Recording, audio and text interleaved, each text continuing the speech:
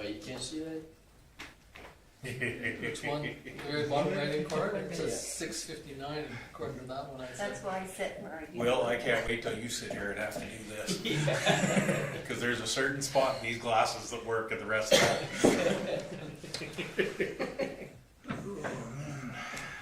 Someday, young man. Yeah, that's right. Exactly. You'll be young. Someday you won't be able to find your glasses because you can't see them. Been there, done that. You have to Pretty be blind done. the way I am. I'll have to tell you a story about George Richardson one time here, and you reminded me about glasses.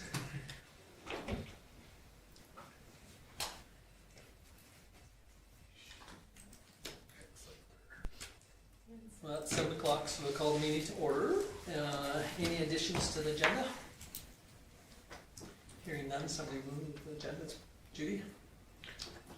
Okay, any discussion on Judy's motion? Hearing none, we'll call the question. Those in favor? Opposed? Richard? Yeah, I was just a little miffed at her for that. She had her hand up quicker than yours.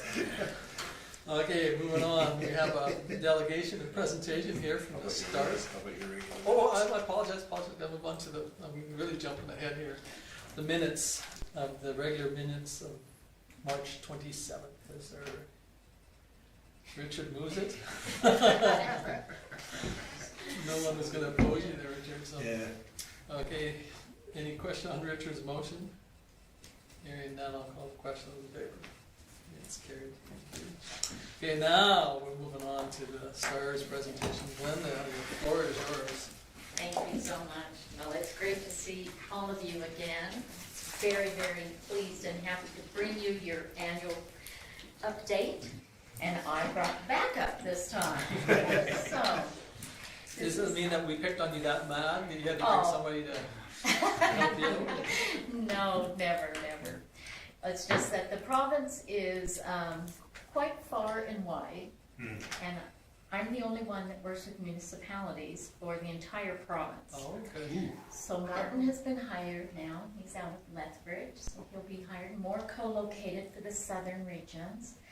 So you'll be seeing more of Martin in the upcoming updates. And I'll come when I can. If I'm in the area, of course I want to come and see you all.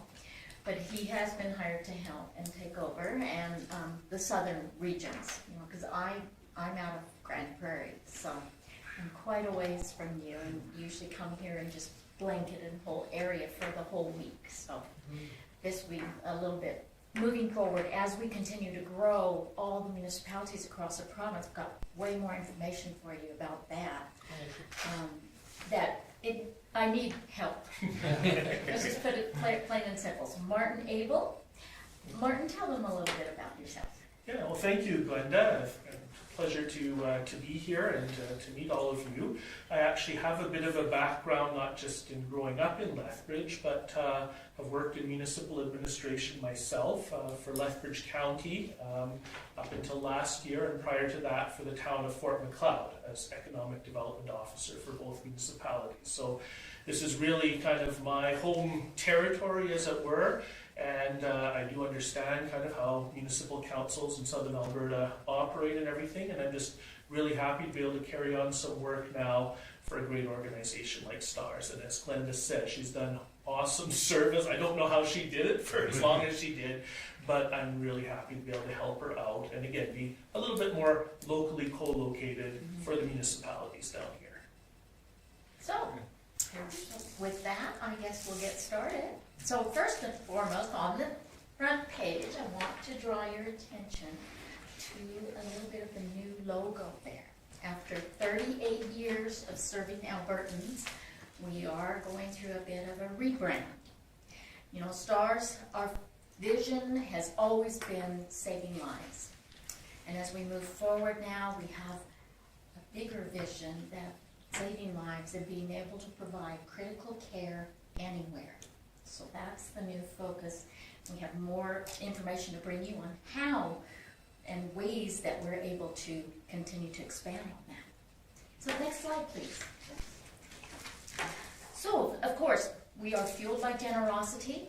And, you know, since 2010, for a 10-year affiliation agreement with Alberta Health Services for 20% government funding.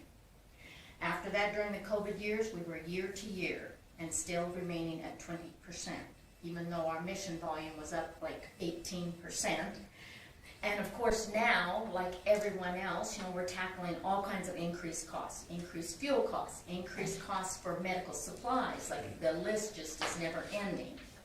So as we move forward, last year in the spring, Alberta Health Services made an announcement that they would look at moving to 50% government funding in Alberta, which would align them with what we were already receiving from Saskatchewan and even furthermore in Manitoba from their governments. So this is a positive thing going forward. At the end of last year, I'm happy to announce that they did provide the top up to 50% funding. Now, the challenge is we're in very high level discussions with Alberta Health Services right now to secure another 10-year affiliation agreement and hopefully add the 50% funding. So those discussions are underway as we speak. And so we'll have more information for you at a further update whether or not we were able to get a long-term service agreement. In the meantime, on the expenditure side, on the right-hand side, you can see that more than 80% of all expenditures are aviation and medically related. The smaller piece is the STARS Emergency Link Center at 6%. And I'm happy to say that this is our 4th year in a row for administration costs at 12%. CRA allows charitable entities up to 35% for administration costs. We very much feel we are doing our due diligence, keeping it for the 4th year in a row at 12%. Next slide, please. So here's where we're at now with the municipal support across all of our province in Alberta as well as into northeastern BC. Everything that you see green is a municipal supporter of STARS annually, like yourselves. So we're very much starting to unite the entire province. We've just now, it says 4, but we've just now welcomed 5 more rural municipalities, as well as 5 more urban, so towns and villages as well. So we're continuing to increase, and this is where Martin's going to come in to help me, is now we're working on regional partnerships. So that is towns and villages that are also partnering and supporting STARS along with their county or municipal district. So very much like Vulcan County as well as Town of Vulcan, right? So that's building a regional partnership. So now we're going to work on that across the whole province. So either based on a fixed rate or a per capita rate. So you are at a $2 per capita rate on a standing motion, meaning now we are now a line item in your budget each year. We're not getting forgotten when there's changes in council and changes in staff and things like that, which really, you wouldn't think so, but it really means a lot, because now we know that we can count on that every year. That's a very important factor when the mission rate is not decreasing, and neither are the costs, right? So knowing what we can count on each year, we're getting, many of these municipalities are moving to a standing motion. Further yet, which I think come the next cycle, once your pledge is done, what we'll be asking you to also consider is, because we've seen a lot of fluctuation in census. So now we would maybe ask if you would top up a little bit and move to a fixed rate of support that would be in your annual budget each year. And again, then that helps us to alleviate that fluctuation. So for now, we are a united municipal effort that is ensuring that we all have access to a robust health and safety network by working together. We have currently, it says 7, but it's just been recently in the red boxes. We now have 8 municipal leaders across the province that are actually represented on the helicopter with their logos, that they've reached milestones of either $500,000 or more than $1 million in support over a certain period of time.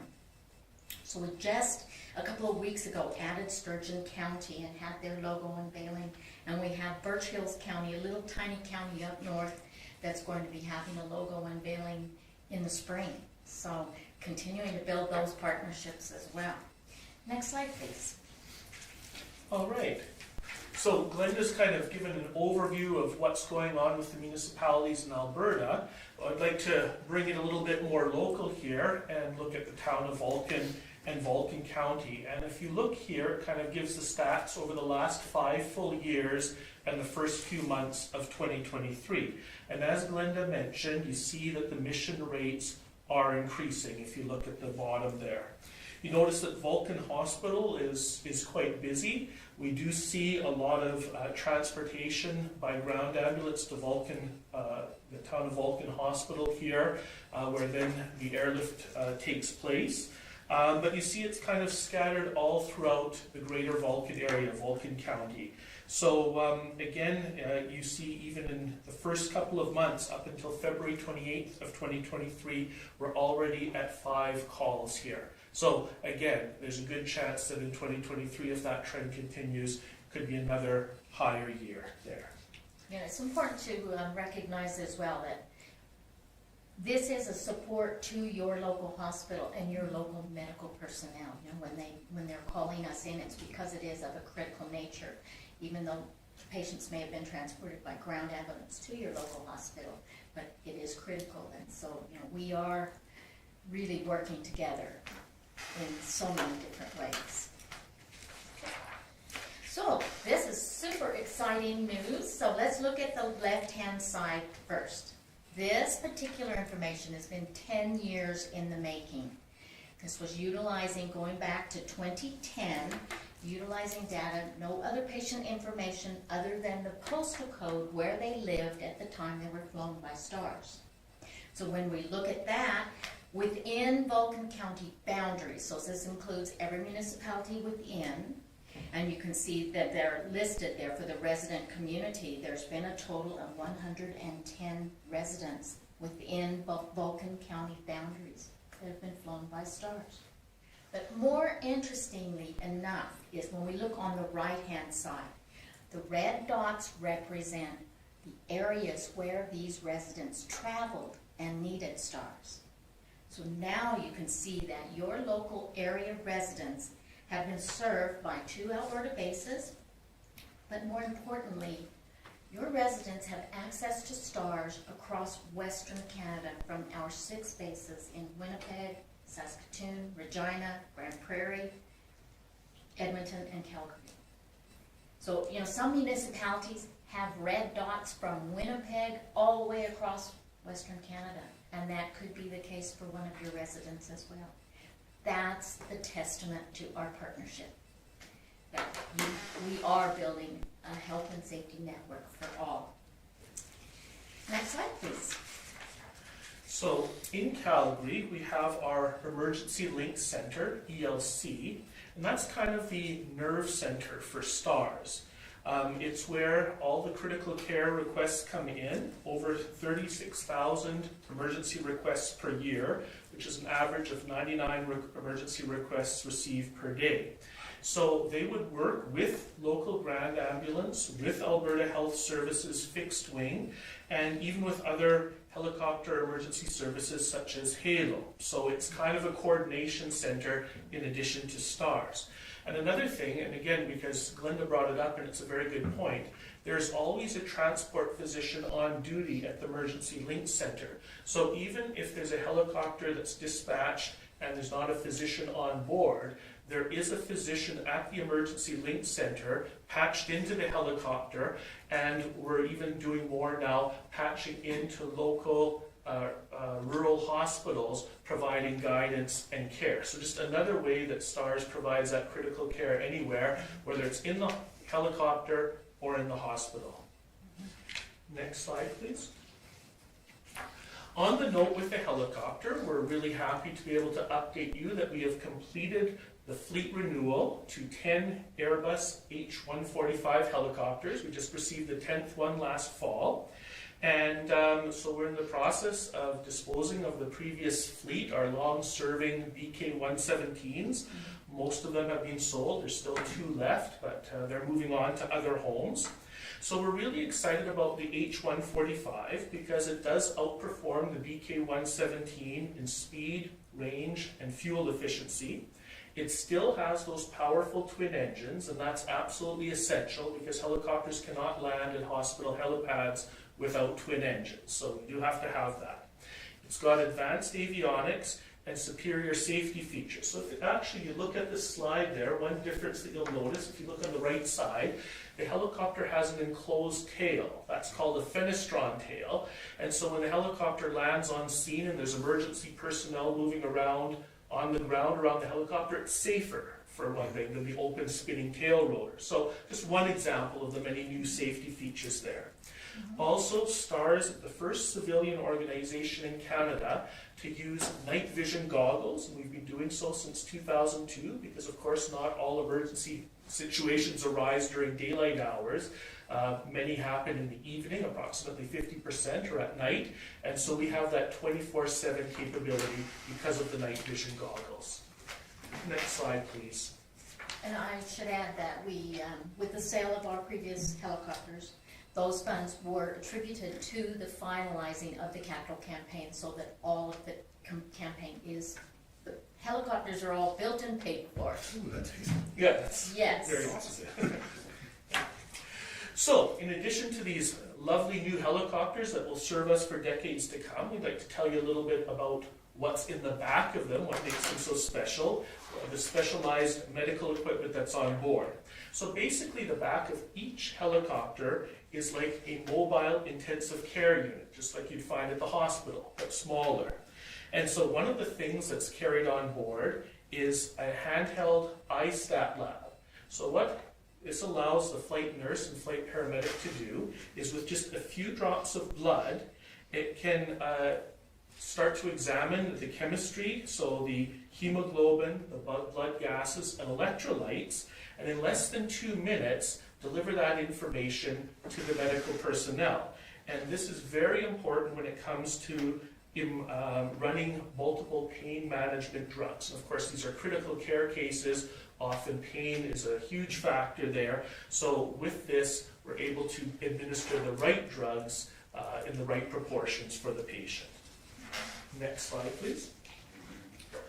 Also on board is the Hamilton T1 ventilator, which is a fully featured ICU ventilator, but specifically engineered to be transport capable. So just what you'd find at the hospital, but smaller and transportable. It can be used with adult, pediatric, or neonatal patients, and it provides optimum ventilation therapy during transport. So whether it's a critical care case or somebody that has respiratory difficulties, we did see that during the pandemic sometimes, the ventilator provides that critical life-saving ventilation.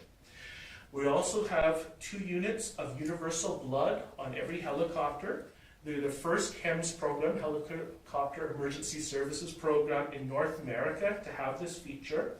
And this allows for advanced care for trauma patients and can literally be the difference between life and death. We know how important blood is, and so if somebody is bleeding out, being able to get that replacement blood immediately can really make a huge difference.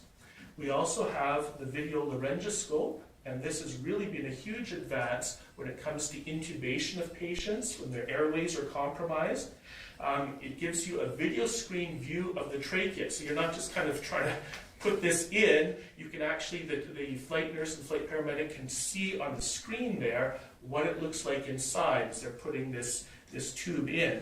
So it's very important during difficult airway management in cases where there's trauma, burns, or somebody's airway has been crushed on impact. So these are just a few of the very important medical tools that there are on board, but we do have more. Next slide, please. There's the Easy IO drill. It took me a while to get my head wrapped around how to pronounce it and everything. It has been around for a while, but continues to be optimized and refined. It allows drilling into a shoulder bone or a thigh bone in life-threatening cases to give immediate IV access. So again, you're not fumbling, you're not taking time trying to find a vein or get the IV in. You can just drill right in and get the IV started right away. And this is, again, very important when you're trying to stabilize a critical care patient and provide for pain management. We also have on board handheld ultrasound that gives test results for rapid diagnosis. This is important for cases where there's collapsed lungs, trauma-related internal bleeding, heart abnormalities, fetal compromise. It allows for expedited treatment plans. And what that means is that actually, because we have satellite, Bluetooth, and internet link from the hospital to the from the helicopter, to the receiving hospital, is that when the ultrasound gets these test results, those can be transmitted to the receiving hospital, allowing the doctors there to begin putting together the treatment plan. So they don't even have to wait for the helicopter to land, the patient to come in, and to look at them. They can be, again, shaving time off the treatment time by sending those results in advance. Mm-hmm. And of course, we always carry a plethora of pain management drugs, including the thrombolytics for a query stroke patient. So if it is possible stroke, then we can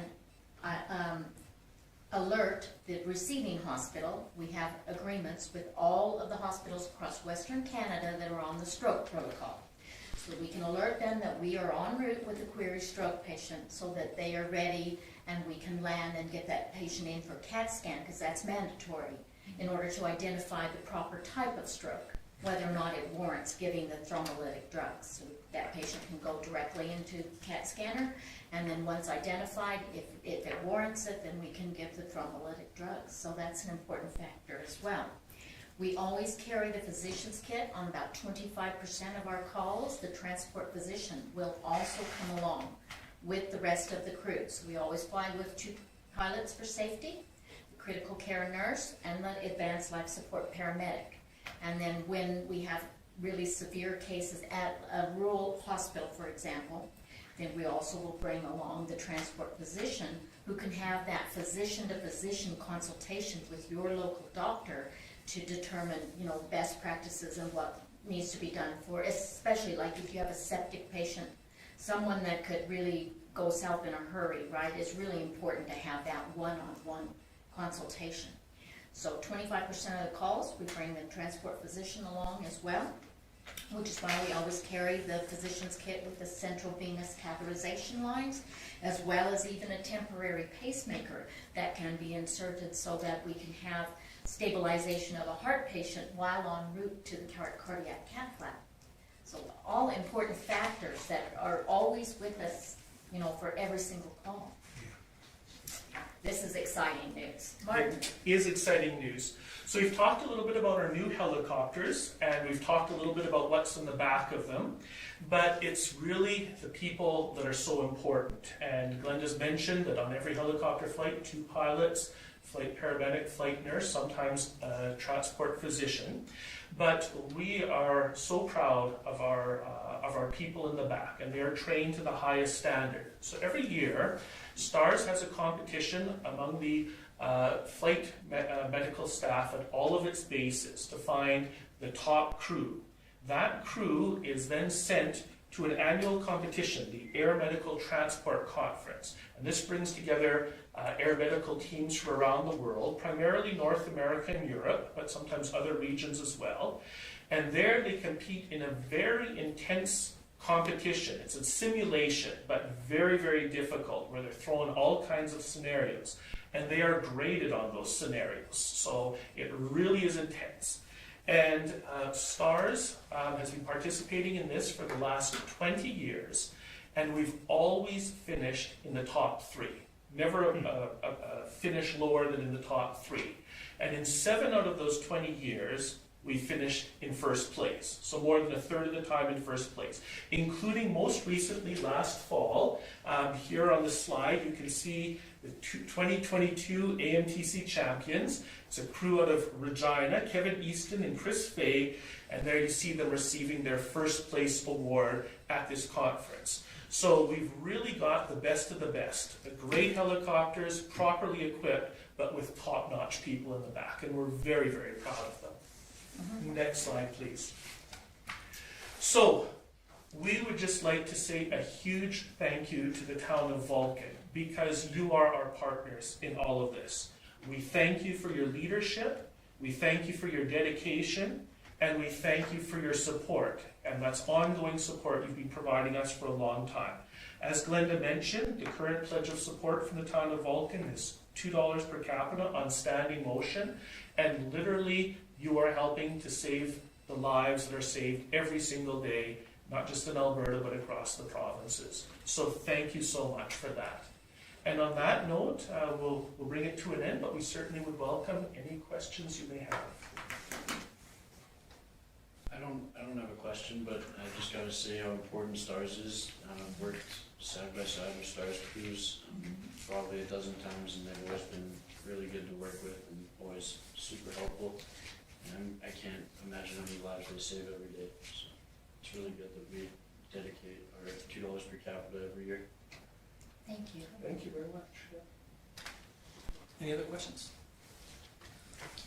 I do appreciate your concerns about the per capita ratio always going up and down, and you know, the comment on that, and you know, most of us belong to other organizations and realize that sometimes it's very challenging sometimes to deal with, and like $2 per capita is pretty cheap. It's not even a cup of coffee, I don't think, anymore. I don't drink coffee, so. But you know, but anyway, it's, you know, it is. So it's something that, you know, we definitely should contemplate as an organization to change our philosophy on going from a per capita to something else, and trying to keep it so that it's fair, and the only advantage of the per capita sometimes is that when you do see, you know, your population change, it's an easy calculation. It's easy for administration to do, but you know, it's sometimes it isn't. You know, there's a difference between being fair and being right, and I sometimes question whether that's right. So, but, Well, we appreciate you thinking about that, you know, as we move forward. I know that your budgets are set, but yeah. if that is an option, an opportunity, you know, that you could kind of round up a little bit, that and to just a fixed amount, like, we would certainly appreciate that. Yeah, and I think it's something that we need to make note of, so that when we do our budgeting in October, November, that we contemplate that philosophy, because like I said, it's just an easy task, but and the other thing too, being that you're in the Lethbridge area, you should make note of trying to make it to Mayors and Reeves one of the times. They're usually the first Friday of the month. But get a hold of them. We do have a person that's very strong and supportive of the HALO program too. You know, that's attends the Mayors and Reeves as a mayor, but you know, the two seem to be working a little bit. I shouldn't say that they didn't work good together. People on the ground probably worked much better together than the people on the administrational side of it. I think sometimes, because you know, you're trying to compete against the same dollar to a degree, but yet, you know, I think that, you know, the people on the ground sometimes are the ones that see that advantages of, you know, the two systems or the three systems or four systems that are out there in the world that we need to work together. So. Well, certainly, like a lot of people are not aware, like STARS Emergency Link Center dispatches HALO. Yeah. So it's under our transport physician's medical guidance as to what is best for the patient. So certainly if something happens in the local area, it's really important to not have that patient waiting on the side of the road while, you know, we can still be en route. But it's more important to have that patient in a hospital environment. So of course we're going to dispatch HALO to get them to take that patient to Medicine Hat Hospital or Lethbridge Hospital, you know, and then we are still coming with the critical care team as well, but we're doing everything together for what is best for the patient. And interestingly enough, just a week ago, like Paul Carolans was at the same presentations that we were updates for special areas, so we were there together and was able to really have some really good dialogue on how we can further work together and enhance what we're bringing for the patient. You know? So lots of movement forward. Is HALO rigged up like you guys are? Is it advancer systems as you guys? I don't know nothing about them. So. Okay, well, that's a good question. We are known as critical care. Okay. Right? So, and we have a whole different model and a different level of personnel. Yeah. So when HALO was dispatched, they actually did buy one of our old BKs. And we did include the medical interior. So they have our previous medical interior where this is it's a different advancement, Yeah, right? But I mean, we, at the same time, you know, we did provide good care for 37 years in the BK 117, Yeah. right? So when Halo was dispatched, they utilize a ground ambulance paramedic. So that means that they'll take a paramedic off ground ambulance, so now that ground ambulance is not available, so that they can answer another call. But at the same time, yes, it's life-saving, yes, it is time-saving, right? Yeah. And so we definitely recognize that there is a place for everyone that's Yeah. involved in order to have all options available for Yeah. the best response for the patient. So henceforth, the doctor at the emergency center making that, it's like he's doing a triage kind of deal, right? That's right. Yeah, okay, thank you. Halo's only available during the daytime as well. What's that? Halo doesn't have the night vision, so they can't go. Oh, did not know that, okay. They Good. are working towards Yeah. night vision, but he's correct. Thank you very much. Mark has a question. I just have one question. What is the average cost, say, to have stars come to Vulcan and Okay. say, transport to, say, Calgary? Okay, that's a good question. It's a complicated I question. know, that's why I'm asking. So the best I can say is give you a little bit of background. Yeah. In 2008, we built a program called Fund to Flight, which was more geared towards local small business and local community service clubs to be able to do something tangible, like technically, you know, providing for a flight. So that was, remember, it's 2008, the amount that came up with for a average 90-minute mission was $5,400.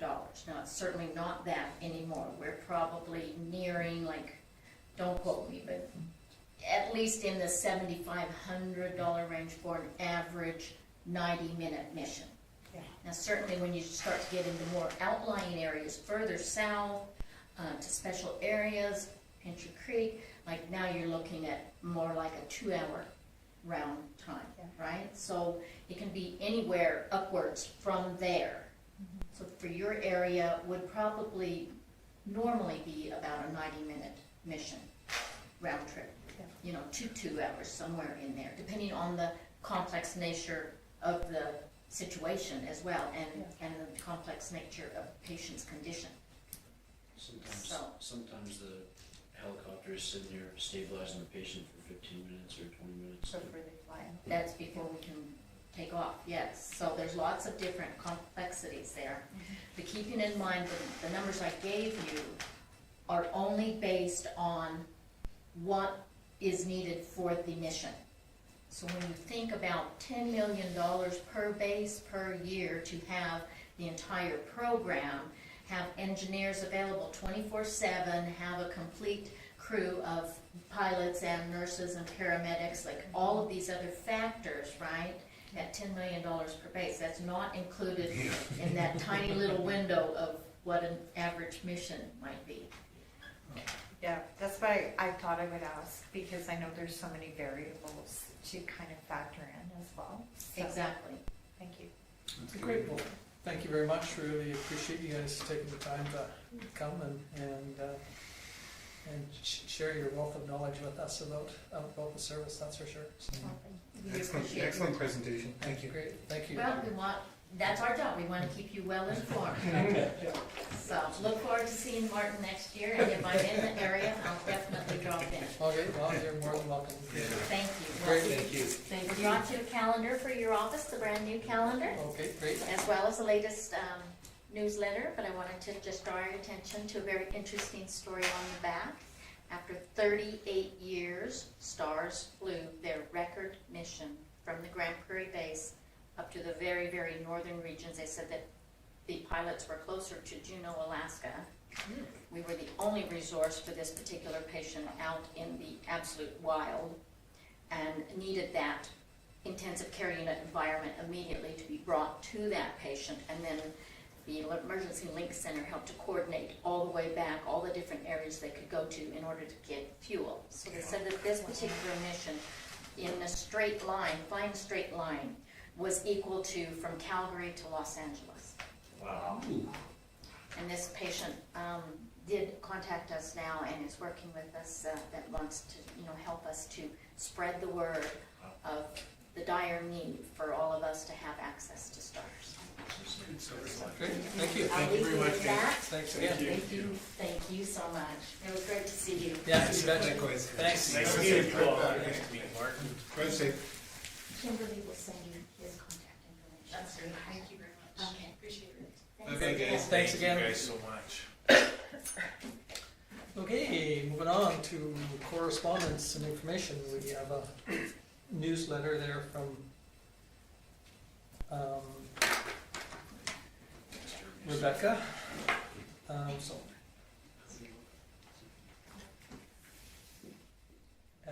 So any comments or questions on the letter? Judy? So how was, Richard, you're on that, right? Yeah, Councillor. Like, 2 years seems like a long time, like why did they give 2 more years, I guess, is my question, you know? Well, this Is is, it that bad that? So this is a little bit more than what, we're working on a joint use, which Yeah. Richard is sitting on. This is joint use and planning, and this is something the province has done, engage the school boards to engage with the municipalities on a planning standpoint.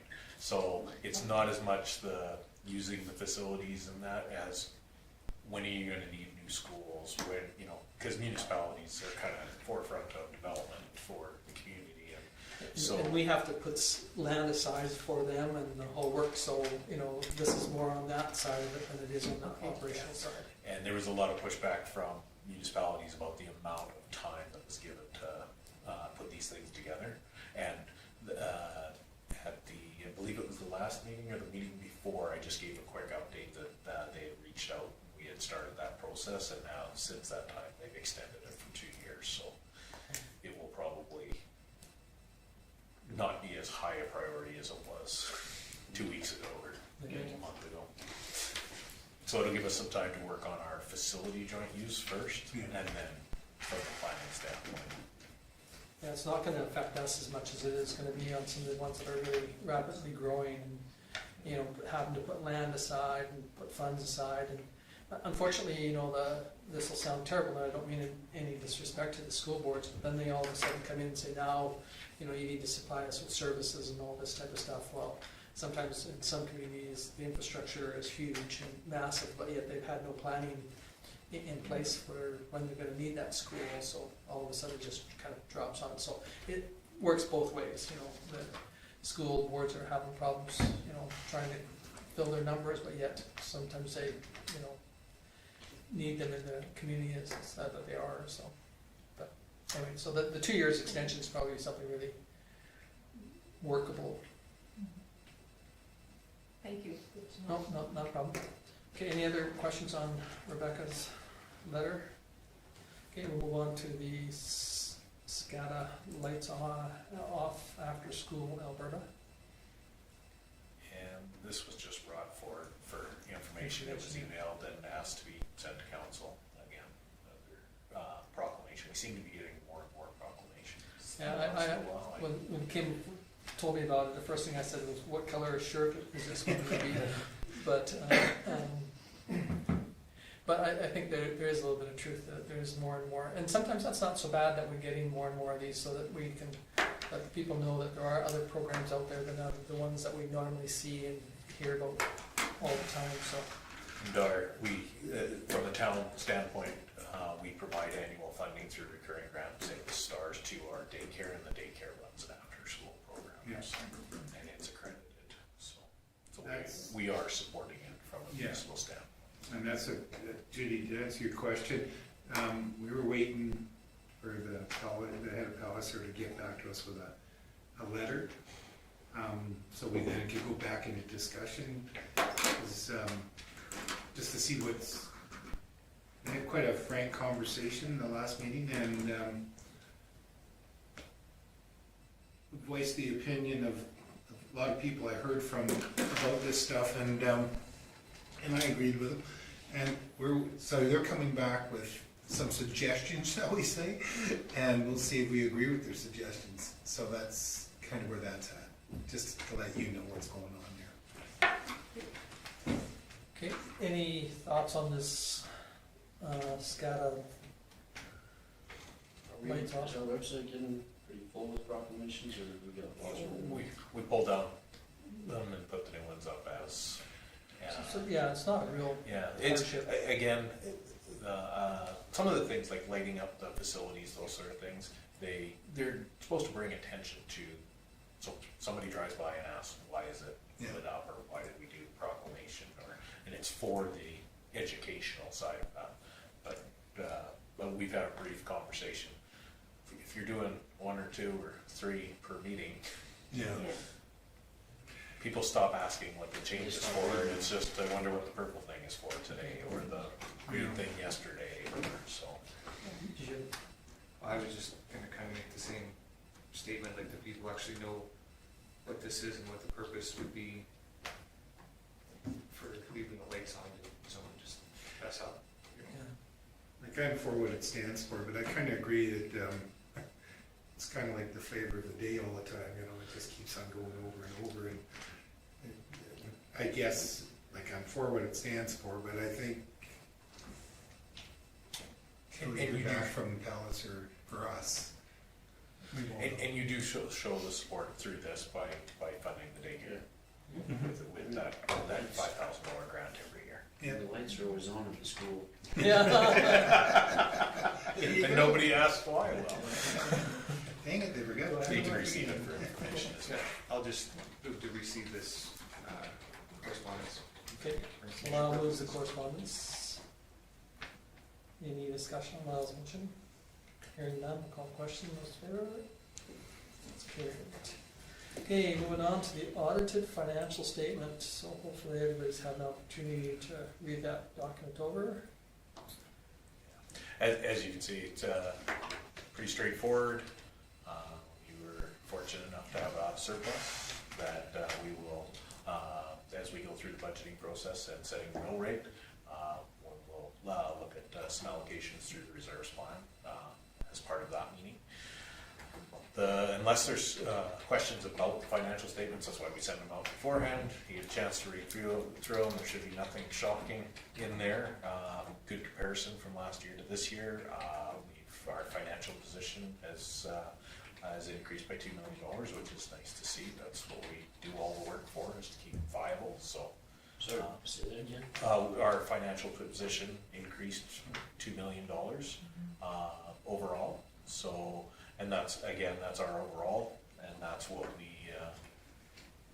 invest in the community for, is so that we remain viable. We went from 23 million to 25 million. So that was a nice, shows that your investment is paying off. And if Counting up from here, right? well, if we don't do any work, it won't remain there, because all of our stuff depreciates. Yeah. You can see the majority of our budget is tied up in, and our assets is tangible capital assets. So you have to be investing in the community for that to be going up. So from there, with this, unless there's any questions on there, we do have to submit it to the province, and that does need council approval that you agree with what was put forward by Skates and Partner. Okay. Any thoughts or questions, or Can I make the motion to approve this? you betcha? Okay. Okay, so, the motion that was there, is that okay for you? The council approves the 2022 audited financial statements as presented, and that they be published to the town website. Okay, so We we'll do. move that. We will have the mayor, deputy sign off on, so that we can send it back as well. Any questions on Will's motion? Hearing none, I'll call the question. Those in favor? Cole's the deputy right now? Opposed?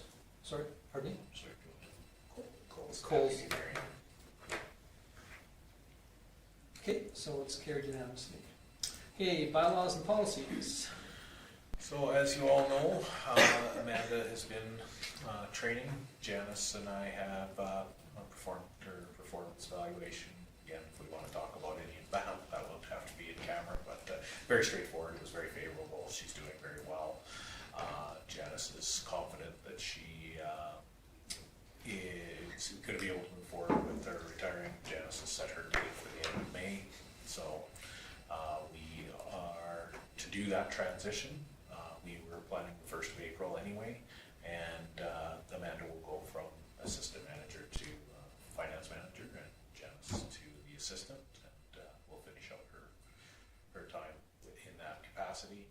To do that, council does not need to appoint her because it's not a designated officer for the town, but you do need to grant her signing authority as the finance manager as part of our.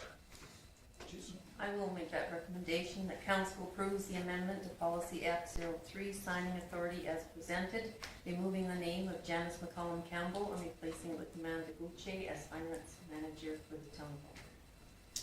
Okay, any discussion on Judy's motion? Hearing none, I will call the question in favor. Opposed? Seeing none, it's carried unanimously. Okay, thank you. Moving on to current business, committee of the whole meeting. So our As budget kind of leads into this one, so. Yeah, as council's aware, we adopted the intern budget in December, on December 12th, and you haven't seen anything since, but you've had lots of conversations about things that need to change in the budget. So what we're going to do is, prior to bringing it to council, because I'm sure you don't remember every one of the motions that were made to adjust things up and down, we will sit down as a committee of the whole. Yeah. We will review the budget, the reserves plan, the capital replacement plan, all of that, so that when we bring everything to, and again, discussion on the effects that it could have on the mill rate, so that when we come into the May 9th meeting, or May 8th meeting, sorry, you guys will have all the information needed to do those motions, because that one is the one that we try to pass everything so that we can get the notices out before the end of May. Okay, so administration's recommending April the 26th, that one. Now, there is a discussion on that with the amount of information. I'm not sure if council would like to start earlier and just take a break through lunch, or if you think that we can get all the way through it from 1 till 4:30, so. I guess that's up to you to Yeah. kind of judge for us, isn't it? There is gonna be quite a bit of information. I think we should start earlier. Think you should start earlier? I have no problem. I won't be here. You won't be here? Okay, I'll get everything out to you and get some feedback from you beforehand. So what Do you wanna do 10 o'clock and then Sure. break, and everybody can go home for lunch and come back if you need to? Sure. Yeah. Well, and we could bring lunch in if you're so.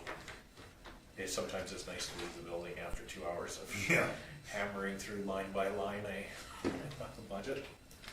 Okay, So so amend that that's to 10 a.m. 10 a.m. Sure, Okay, so need a motion to, I'll make that motion. thank you, Richard. Okay, any discussion on Richard's motion? Hearing none, I call the question, those in favor? Opposed? Seeing none, it's carried unanimously. Commercial development incentive. You've all had a chance to look at the report. I'm sure you've all seen the building that was built. It fits the criteria. What this does is council, if in agreeance, you approve this, and then when after you've set the mill rate, you've sent the notices out, then I bring back, because any tax relief bought through this policy needs to be done annually. You basically not speaking for the next council, that you are saying that the application's done, you approve of this, but any tax relief in that current year has to be given by the council of that is setting the rate. So how we've amended that is that you guys approve the application, and then direct me to add that to the tax forgiveness for the 2023. Okay, any comments or questions? Okay, somebody wish to make that recommendation? Sure. Okay, Judy? That council approves the commercial development incentive application as presented and directs administration to include tax roll number 002901 on the tax forgiveness list to be presented for council consideration following final approval of the 2023 mill rate bylaw. Thank you, Judy. Any questions? Go ahead. Just one question, like for, say business A applies for this, but, and this goes for 3 years, is it based on its current state now, as opposed to, say, in year 2, they put up another structure, something, or make improvements to increase the value more? Right, from here, the next one would be the expansion, so it would be option 2 on this policy. So there is for a new business, so option 1 is a new business established with construction, and then the new is established in an existing building, or a business expansion, sorry, option 3. So, But it is new- based on the value of today, it's not the Yeah. values of tomorrow. Right. So, Does that answer the question? I'm just thinking like if in, say, 3 years, the phase 2. assessed value of the property is increased due to improvements, which is fantastic, are they getting the 100% on today's value, or 3 years, in 3 years? It's just 100% forgiveness of a municipal tax in the 3rd year. And the reason why council did that in the policy at the time is that the evidence that it showed was for a new business, their hardest hit in the 3rd year for finance. No, that's, So, I was just yeah. curious of how that, okay. Okay, so we have a motion on the floor from Judy. Any other questions or discussion? Hearing none, I'll call the question. Those in favor? This is carried. Okay, moving on to council, committee reports. There's a couple there. A couple from Marquis Foundation, well, 3 from Marquis Foundation. Or, I guess, 2 from the Marquis Foundation, apologize. Judy's mentioned a couple of them, but any questions on any of the stuff that we've seen here for motions? Or minutes, I should say. For both the February 28th and the March the 6th. Okay, hearing none, then this is the one I classified as the 3rd one, but it's a special meeting. Any question for Judy on that one? Okay, hearing none, we can move on to SEWA, which there's 2 or 3. Any questions on the board minutes of February 27th? Okay, moving on to the executive of March the 17th. And then there's a special executive minutes of March the 22nd.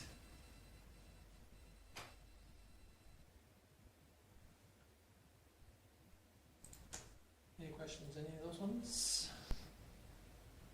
Okay, if not, we'll move on to the golf course.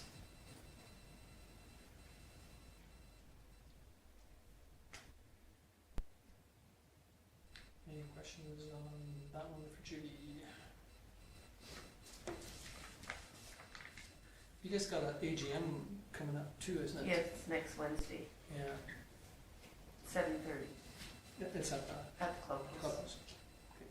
You usually guys get a fairly good.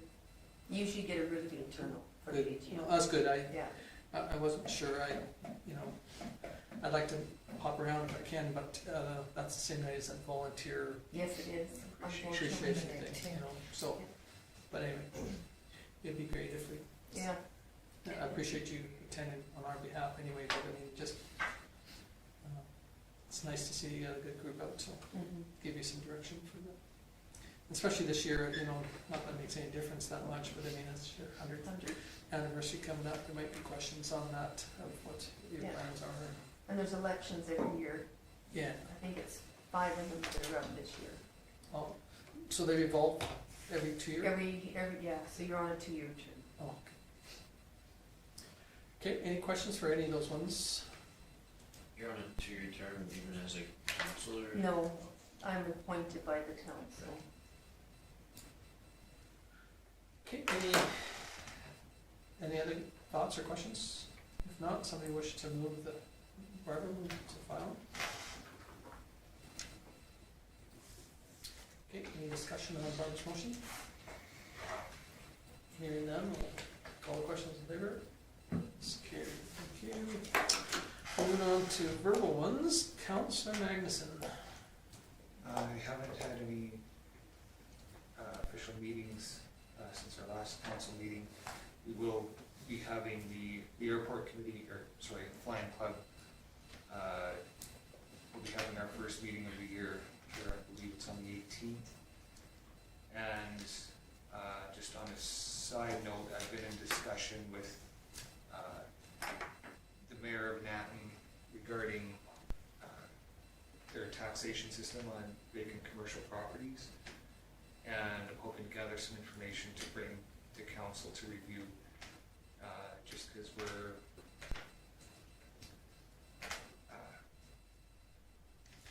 I have concerns about people buying properties and just letting them sit. And I think we see that a lot in the villages and the towns, and there's got to be a way to help incentivize. Yeah, and do it in a fair way, because there's people that are legitimately trying to make things work, and so I had a good conversation with Jennifer Hanley about that, and I also sent her some information from the town on that. So hopefully by next meeting I will have a bit more information on that. Great, thank you. Any questions for Lau? Okay, if not, we'll move on to Councillor vote. Just that municipality meeting had, also have a water commission meeting coming up on the 17th, next week. Hearing some comments about our roads, and I said, well, we just got rid of ice by the tons, so we have a good crew. I said, you just be patient. I saw the street sweeper out again today, so. Yeah. Yeah, no, just the potholes. Oh, I know. Yeah. Shoot, I mean, that was a vicious winter that one for ice and that, so. That was about it. Okay, any questions from Richard? Okay, if not, we'll move on to Councillor Smith. Just had the communications meeting and the regional emergency management commission. Is that it? Advisory committee, and I actually chaired my first meeting, so that was cool. Other than that, I haven't had any other meetings. Okay, any questions for Will? Okay, thank you. Moving on to Councillor Sampson. Unfortunately, I had to miss the ASHA convention, I had to miss the community engagement. So I'm sorry that I had to miss that trip to Kalispell. But on March 28th, I did attend a Zoom call with Marquis. For those attending live, they were invited for supper at the lodge, and they had the meeting in the lodge for the first time since COVID hit. And unfortunately, we've been hit with COVID there again. You can still go in, just wear a mask, and if you're going into a patient's room, you wear PPE equipment. But one will be released tomorrow, there's 3, so that had to be reported. So we're waiting for one more quote on the boilers to be fixed, and we should have that by now. Budget has taken a hit, of course, with all the costs going up, especially with food and items like that. So hopefully things settle down there. We approved 3 new policies. And then on April 6th, we had a Zoom meeting with Minister Jeremy Nixon and his head of staff, and Ashley, I think I wrote her name down, you might not even know her, doesn't matter, I don't see it right now. Joseph Shaw was there, Lori, Kelly, Kim, and myself were in attendance. Jeremy wanted to know where we were allowed to call him Jeremy. Where we're sitting with the new housing that we're looking at, and how the building plans are going, and to let us know that they're there to support us. He was very helpful. He listened to where we were going. We have our HPP grant form needs to be completed and in by June 30th. And Derek Weiss missed the meeting. He forgot it was the minister one. So they are having another meeting this week with Ashley from Jeremy's office, and that's where these HPP grants go through. So they are going to sit down with us via Zoom and go through these grants. And we also asked about our self-contained units are owned by the government. So we want to know why we own, like the lodge was given to us, and why not these self-contained, because that's our money makers, is these self-contained. And they are wanting the every lodge, which ours is Marquis Foundation, to take these over, and they will set up a capital reserve to help with the maintenance still, so they will be doing that. So when we send in our business plan, we'll fill out one of their appendixes and get the transfer of those self-contained units over to the Marquis Foundation. So it was a very good meeting to have.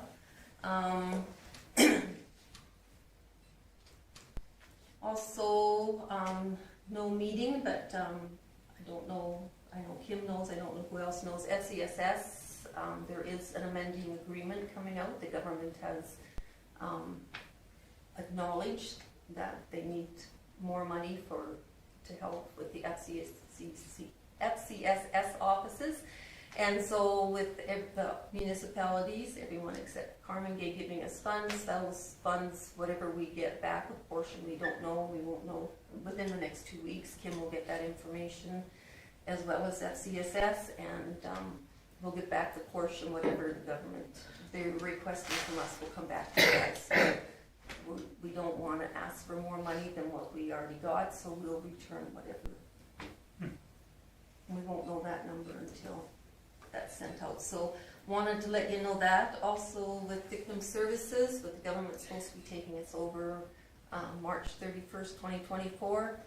RMA voted, I think it was 84%, 86% to lobby the government to not take this away from the small communities. So we are very hopeful, sitting with crossed fingers, that maybe the government will sit back and look at that and not take victim services away from the communities and have it hub run out of other communities. So that's what I have. Okay, any questions for Judy? What was the self-contained? Self-contained, like in the villages, and there's also along the golf course. I don't know if you've seen the those, pier. that housing there, that's government owned. Oh, okay. I didn't know that. Yeah, it's under the Alberta government, so. Except for one unit? Yes, Yes, one. except for the one unit, Yeah, yeah. one unit. Yeah. Thank you. Okay, thank you. The new one is under the government. Pardon? The new one's under the government, isn't it? No, the newest one is, The newest one is Is the yours. Marquis Marquis. Foundation. That's the Marquis, and then Yeah. the one that, yeah. The other ones are All the Alberta housing, senior housing. okay, thank you, Judy. Councillor Moore-Coffey. I haven't had any meetings per se since the last council meeting. Tomorrow evening is the library's AGM regular meeting.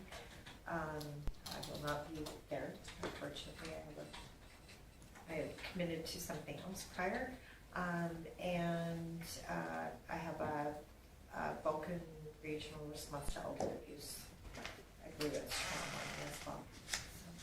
So, yeah. Okay, any questions for Barbara? If not, thank you very much. Okay, I guess it's on to me. We had a waste commission meeting on the Wednesday after our council meeting, and the biggest thing that came up was the discussion about per capita grant, and we threw out that maybe we should be going after assessment, and so I asked everybody to take it back and get their communities to, their administrations to think about that process and see what they think. I think the two that was gonna affect the most would be the county, well, really affect the county the most because of the assessment program and the discussion, and that's what more or less when it's mentioned to the STARS people is that it's an easy one to do, is to go after population. But yet, populations vary so much, and so every 3 or 5 years, you're arguing over who's got which population and whatever. So whereas assessment's done every year, and it should theoretically be something that's. So anyway, I threw it on the table. I think the county will be the one that'll probably have the one that have the most amount of comment on it because they do have a person that's involved in their administration that is more on the financial side, that whereas some of the smaller municipalities, don't see it until we send them the bill. But anyway, that was the biggest thing on that one. I did attend that Lethbridge Economic Summit, which was put on by Southgrow. I was a speaker down there, and it was pretty decent. It was kind of interesting. There was a bit of controversial, discussion that went on because of one of the speakers were talking about how great the solar installations have been, and we had some fairly strong oppositions against the solars going on, private land, and so there was a bit of a heated discussion. Yeah, it was kind of interesting over it. Made the news. Did it make the news? Oh, well, it was really quite interesting. But anyway, so there was it was a good event to attend. I mean, there was some good things. There was a couple of people that were there too that spoke about the vehicle charging systems and how that Southgrow got involved in that and how more municipalities should be involved in that process. And so the one that I really thought was kind of neat because it comes kind of home to me is that it would really affect the line systems, but a lot of places now are starting to look at DC power. So they put DC power down in the alley, and then every house would have a transformer. So then you don't have to change the system out as drastically, other than you have to have a transformer at every house. And so some municipalities are looking at that because then you don't have to change the line from the street to the house to pick on the subdivisions, that it's buried. Most of them are only 100 amp services into those houses, having to go up to 200, 250 amp services now to have your air conditioner and dryer and a car and a truck and all these. So now they're going to go to DC, put transformer in, and you just split it off, and so you have to upgrade the line underneath the ground, which I thought was really neat. I was really excited to hear about that side. Wouldn't that be expensive, Tom? Well, it's a lot cheaper than ripping up all our streets and then ripping up all our infrastructure in the ground. So then they Just put, initially it'd be expensive. well, not really, because again, they'll just switch everything over to DC in the alleys, and then they'll put in transformers all over the place. So this would be to feed like electric vehicles and everything like this? Yeah, because nobody wants to get rid of their car. Or no, you've got a car and a truck that are electric now, but you don't want to get rid of your air conditioner because it's getting warm, especially with global warming. We're going to be so much hotter, because it's going up 0.5 degree every 5 years. So we're going to have all air conditions in every house, and then then your electric stoves and electric, because you can't have gas because of the methane that it gives off is affecting the brains of our children. And then You enjoyed that conference. I really enjoyed it. I was one of the ones that sat beside Willow Creek. I go, holy mackerel, he's really excited. But anyway, so it's same with gas dryers, give off all these noxious gases. And so then we have to have, everything electric. And that's great if you live in, Vancouver, where, you get hydro, or you live in Quebec, which has hydro. But when we live here, where we live, we don't have hydro, so now we have to have, natural gas or solar or wind. So anyway. Let me tell you, in Vancouver, it is all Tesla. Yeah, I know. Oh, That's crazy. That's okay, because that was one of my next questions. Our charging station, what does it cost to charge like a Tesla? I don't know what it is. They brought the one down for the demo, and that was the only one I stood there while it was charging, because it charges it directly to a credit card, Yeah. so I've never been there. It can't be too, To watch somebody put their PIN number in to find out. it can't be that bad, because that teacher that was getting it all for free before the county pulled theirs out, Yeah. he's now charging down there now. So it can't be that bad, because he would have pushed his car home. Well, he doesn't have a choice either, so, you know. But anyway, it was really an interesting process, though, you know, when they got talking about it, how they could potentially, you know, retrofit and not, you know, upgrade our infrastructure Use the existing and infrastructure. use it. And I was impressed with that, because, and the other thing too is they're really gonna push on is that, you know, the person that works a 9 to 4 job and then comes home and plugs his car in the garage, they're gonna put a timer system on it, or so that not everybody that gets off at 4 o'clock when you finished your job and plug in at the same time, and then you go and cook, and so from 4 till 9 o'clock at night is our huge peak area. So they're either gonna try and really push for an incentive that you, like they do in California, your meter slows down between midnight and 4 in the morning or 5 in the morning. And so you can use more power for less money between those periods of times. This isn't realistic. This is not a realistic thing. I mean, this is a hopeful thing. I mean, Well, but I mean, I'm sure that the people that had horses and buggies, you know, didn't anticipate that we're gonna have vehicles either, so. well, I realize that, but But I mean, it was an interesting, you know, to hear from people that, you know, that were doing it too. You know, they're living it. They drove, the guy from TransAlta drove his electric car from Edmonton to Vulcan, you know, and, you know, again, the weather wasn't that bad, but yet, so. my brother-in-law has all electric in his house in Manitoba, and it costs him an arm and a leg. You know, it's expensive. And Again, you know, if you're in some areas, like even in BC, I had a sister that lived in BC too, and they got subsidized on their hydro, because it was hydro. So, Yeah. you know, And it's, they're also paying $1.90 a liter at the cheapest price for gas there, Yeah. so it's a big incentive to go electric. so anyway, it was interesting though, and then I had a meeting, let's put that up here. Oh, then the special committee meeting that was on that night, the spring communication meeting, and I appreciate everybody that could make it, and I apologize, it's too bad that you ladies weren't able to make it, but it was good. I'm not sure if you guys got a copy, but you should get a copy of the one from the county. It's kind of neat to watch. He put in a couple things in there for the people that were there, of how, you know, they were changing the culvert and a couple other of their roads and information that they're going to. So Nels put it together in print, and I thought it was good. So Kim can supply it to you. But thank you very much for everybody that attended and participated. That was great. It's gonna have some scribbling on it, because they took notes for the meeting on it. Yeah, well, I've got one You at might home. have a clean one? Clean one. I can get Nels to send me a digital. Then I attended the Lionette's 70th anniversary.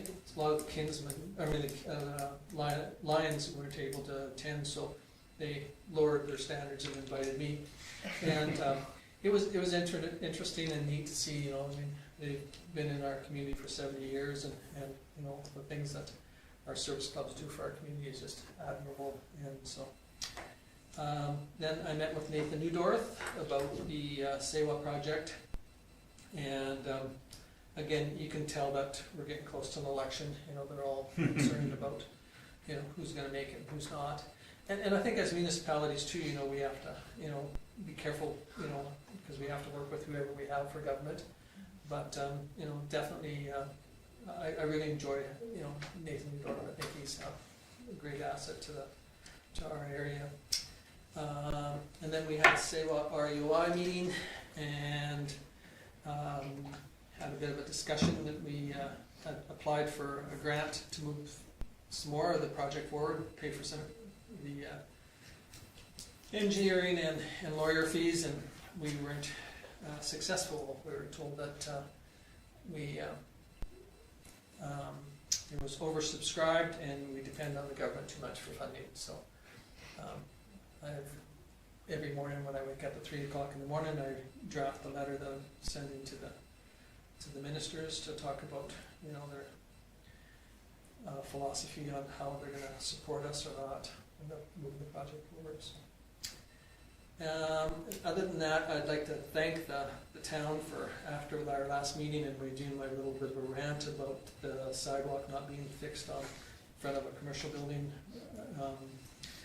on Second, it's 2nd Street, or 2nd Avenue, or 3rd. There was one on First Street. Anyway, there's a one couple on spots, 2nd Avenue. and now they're both been, patched or fixed up, so thank you very much to the Public Works and the people that got on the blower to get those cleaned up, so they look good. Anyway, any questions for me? Judy? Just with the solar farms, my question as a farmer is, why aren't they putting these on grassland instead of prime farmland? Well, and again, I think that that's where the argument was from, that shouldn't pick on which municipality, but it was Willow Creek. Well, because they say, the problem is it was TransAlta that was doing this presentation. They were talking about working, the supplier of the solar and the municipality and the landowner. Landowner, they're getting far more money off of solar than they're ever going to get off of grain. Far more.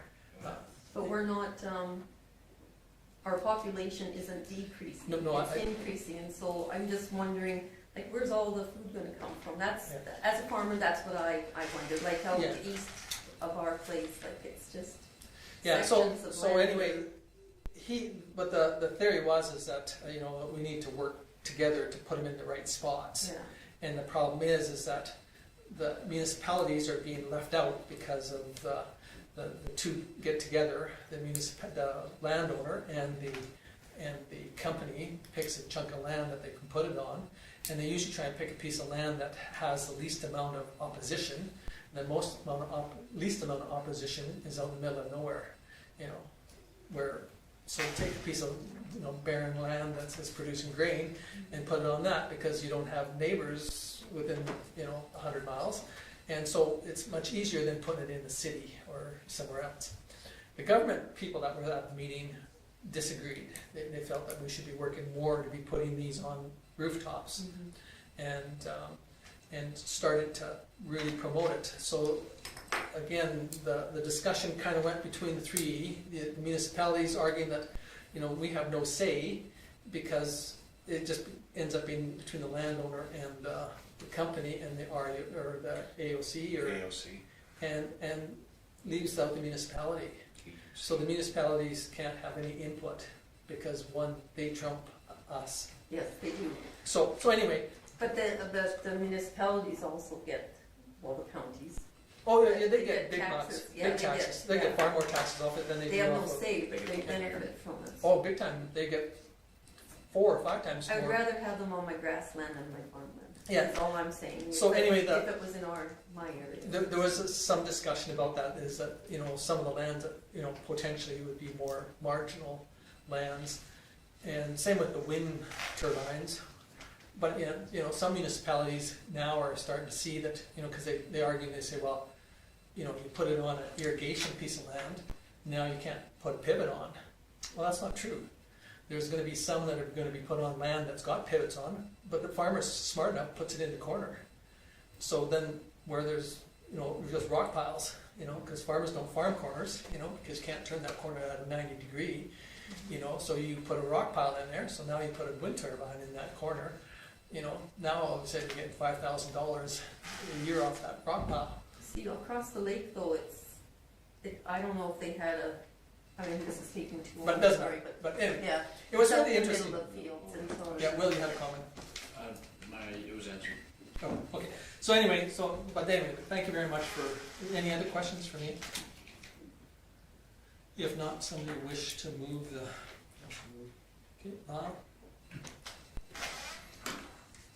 It was good though. Arguing, or should argue, discussions both ways. Anyway, Lyle's motion's on the floor. Any discussion? Hearing none, I'll call the question. Those in favor? It is carried. Thank you. Okay, moving on to the activity report. Everybody had a chance to read your report. Obviously, we finished everything from the last meeting. I'd like to point out the nice gray one at the very top from 2016. I got a hold of Sheldon. Both kind of joked that we used to see each other a couple times a year and talk about this before COVID came along, and I haven't seen him for 3 years. So we had a good conversation on the phone.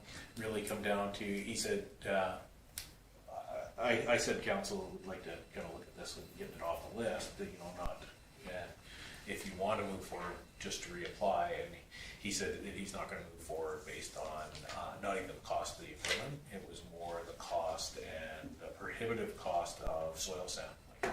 So because it's sewage going directly onto cereal crop, they wanted soil sampling done once a year to the tune of $14,000, which the addition of the water wasn't going to increase his yield enough to make it worthwhile. Yeah. So at this point, he's just put it on hold.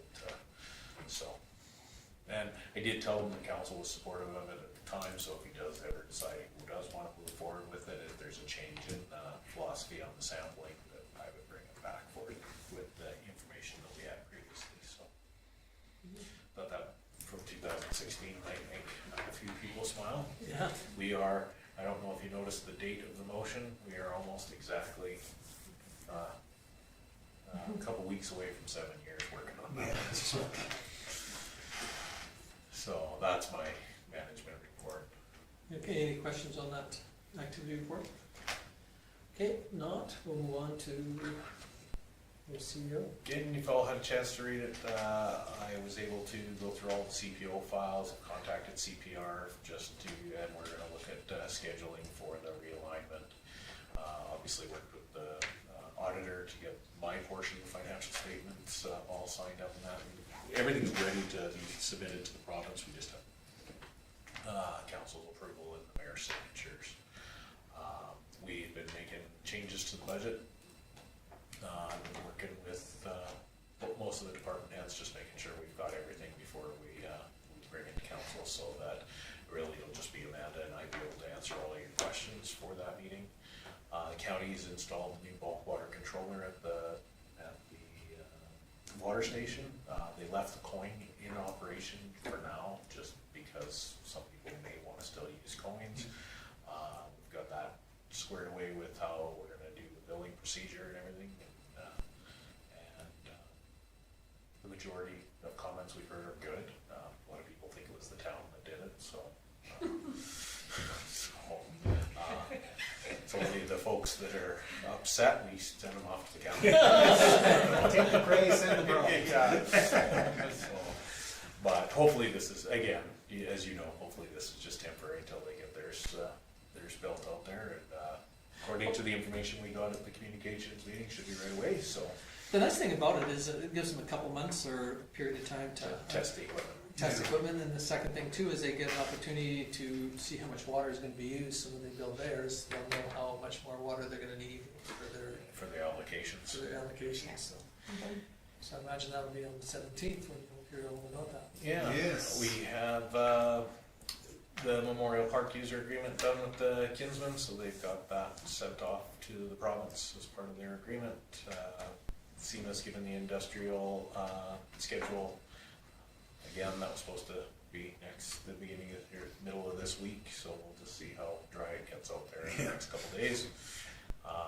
And the sports courts hopefully will have everything back to council we're hoping for the next meeting. So with that, and we'll have the local improvement information for the next meeting as well.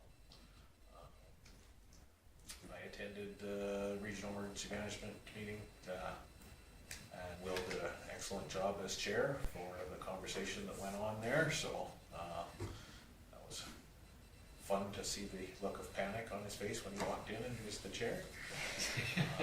Regional Communications meeting went very well, and I do apologize. I should have sent that agenda off to you guys beforehand, but I'll get that to you. And I've had a sit-down meeting with Christine Holmes for the local improvement.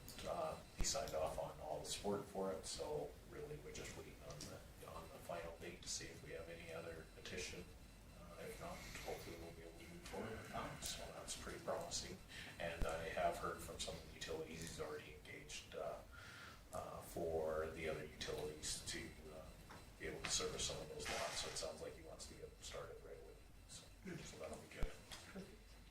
my report. Is there any progress on his other project, like the after rezoning? No, not, he's, main focus right now is he's building a house up on the fairways. He's, doing another spec house up there and then trying to get things set up for down on Whispering Willows. So, and has talked about some possible rezoning down in that area as well. But that's, comes after the surfacing and that's. Okay, and what? I just saw people were concerns about the deer. Yeah, we just received a phone call, just more and more deer wandering around town and causing damage, wrecking, young trees, those sort of things, being in people's backyards, whether there's a risk to. And so, more questions along, you know, Fish and Wildlife, we no longer have an officer, active in town. They're not located here, so when we do have to call them in, it's quite some time. So if the town had any plans on, you know, if the population keeps growing and we're finding refuge in our parks, backyards, golf course, our caracanas along our parks, people's backyards, valleys, those sort of things. Open season. Would be nice. Yeah. Is this actually a new concern, or is it? It was brought forward from a property owner that had them in their backyard doing quite a bit of damage and had not had them there in the 20-odd years that they've been in their house. It was the first time they'd actually had them in their backyard. I sleep in the backyard at my place. Well, the sheltered areas, they always have. Yeah. We have quite a You're in our bunch. backyard. We have a herd that migrates between railroad Yeah. tracks Yeah. and by the school. Like almost we every usually have 20, 25 in town at any, or should, there's in that herd, I think, right now. I And mean, you know, a couple You get, should see behind my house. Yes. they get kind of wiped out on the highway there. right, and they're, in recent years, we've seen more, I guess they're a little bit more brave about walking onto people's front yards, those sort of things. And the novelty after you've taken your first picture of it goes away when they They start actually walk when they down start the Center damaging Street your a lot property. of mornings. Mhm. And between 5 and 6, you see the bucks, you see the does, you know, There's usually quite a few up by the hospital and in that and area. they go so across to that golf course. That may have been where the call came from. Yeah, that's where it's coming from. Okay, anything else for Kim? Okay, if not, move on to development.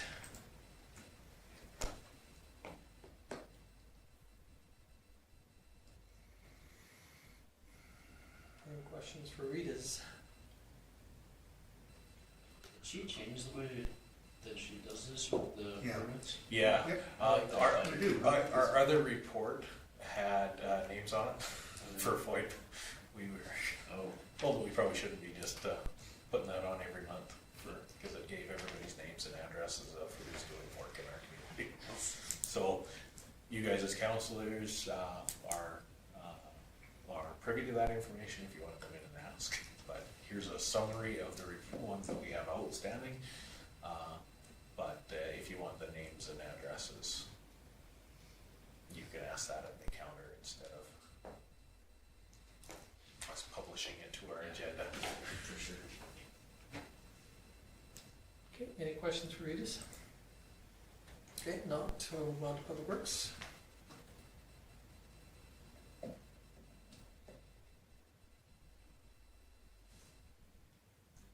You can tell your people with the issues about the potholes that it's on the list. Yeah, right. And they have been on pothole patching. Wow. I did see fresh QPR out Yeah. in a few spots. Again, with the water flowing the way that it is, Yeah. the deterioration of our asphalt that we had this year because of the freeze thaw cycle that we had, it's, Is that flagpole cheaper than we thought it was gonna be? Oh, yeah, That's a lot significantly. cheaper. $4,000 was the last quote on his, and that was constructing a brand new one with Yeah. no template, so. And they got it up and they were pretty excited that it looks like it's something that'll last long term as well. So, And it employs a local. That's always good. okay, anything else on Stu's? Hearing none, we'll move on to community services.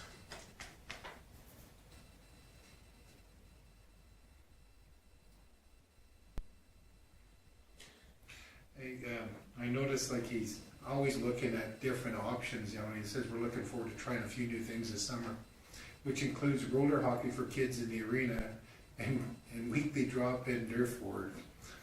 Now, I might just have to go play that, because that might be fun. Well, I can tell you straight out, we have the Easter camp going on right now. There's 26 kids enrolled in it, including your grandson, Yeah. and they were over playing. They played basketball in the CRC. They did arts and crafts in the CRC, and they played. They had 2 floor hockey games going in the arena. So, Yeah, that's a litter. trying to make sure the kids are using their facilities even when they're. Yeah. And I asked my son if it was cold in the arena, and he said they were sweating, so it must be They a were decent running. facility for doing that, so. With the pool symposium, in the middle of May, does that affect how quickly they're gonna get is the water going in early this year, or does that? No. Nothing to do that? No. Okay. The symposium's more showcasing our facility and any changes with the other communities. But they bring in like the public health people, and so usually it's more of a, you know, to bring everybody up to speed of how to run an outdoor pool is compared to running an indoor pool. And so it'll only be senior people that generally show up. It's a really good information and information sharing opportunity, and with public health there, it showcases your facility really well. Yeah, and it's I mean, you know, last year was a very good, successful one, but, you know, it really gives an opportunity for other communities to come in and see what's going on and, you know, how things are moving forward in other communities, so. Will we be getting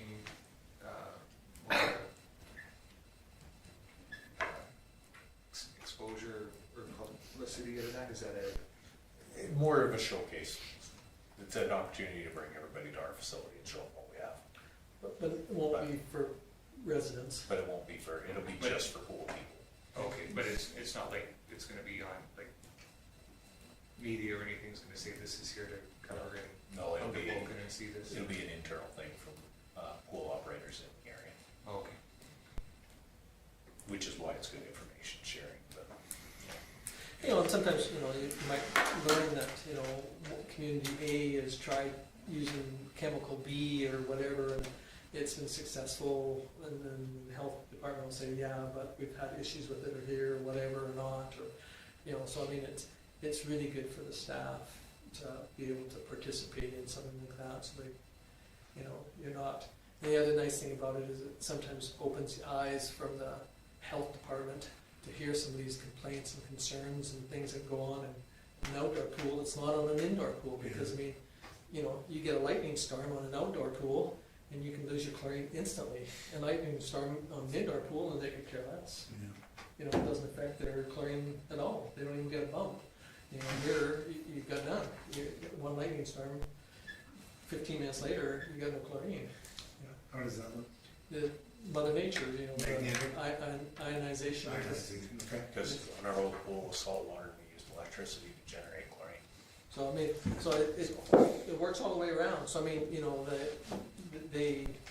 but if you get a health department, you know, and not to pick on them, but that only works on indoor pools, Yeah. then they don't realize all the little things that, you know, Mother Nature gives you on an outdoor pool: Yeah. the sunshine, the heat, you know, the wind, all of those things. Yeah. So I That's think interesting. it's great to see. I appreciate that, you know, this is something that's been going on for a couple of years now. It's been very successful at recruiting staff for the pool so far, so which is really good because there's places that are still struggling. Yeah. So. I think he has a good rapport with people. That has a lot to do with So it. far, so good, yeah. Yeah. But every time we have a change, it does change things, you know, dynamics of your organization, that's for sure. So. Okay, anything else on Chris's? Okay, if not, we'll move on to peace officer. I have a question. What is the warrant program? Oh, so right now, they are asking CPOs to be able to reissue warrants. So if they stop somebody with an outstanding warrant, instead of pulling them into custody like the RCMP would, they will have the CPO reissue the warrant while they have them stopped. So that give them basically, you get a warrant when you miss your court date, basically. The CPO informs them that they will get another. And so this is from Solicitor General. They've been approached to see if the CPOs would be willing to do that, and of course they work quite well with the RCMP. So if, for instance, they were to stop somebody with an outstanding warrant currently, they would have to hold that person until the RCMP can come out. Where what they're asking them to do is just issue a warrant. So With the new court date. with a new court date. And they've seen I've talked to both Gabby and Justin. They seem very, because they work together quite a bit from the county and town side, and both quite supportive of it. They still don't know what that looks like, and the RCMP obviously is supportive of it as well, because it lessens their workload.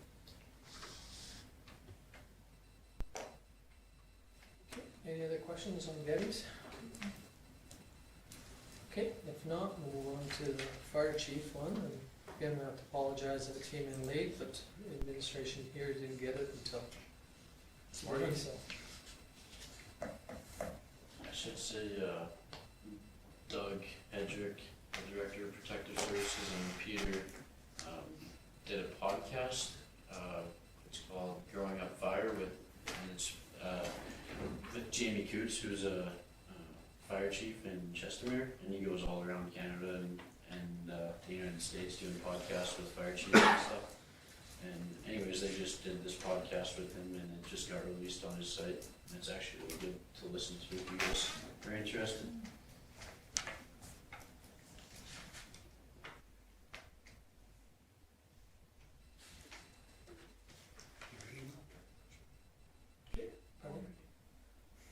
Any other questions on that one? On Peter's? Okay, if not, so you wish to move the administrative reports. Judy? Any question on Judy's motion? Hearing none, I'll call the question. All in favor? Opposed? And it's carried. Motion. Oh, Bill again. Thank you, Bill. I always jump again, and I accidentally put my hand up for opposed. There. Gotta do that while he's in That's- attendance in that's person. Yeah. Okay, so Bill moves that we adjourn. Oh, just, Anybody opposed? Whatever. everyone's I want to stay. Everybody. It's carried. Thank you. Somebody, everybody should.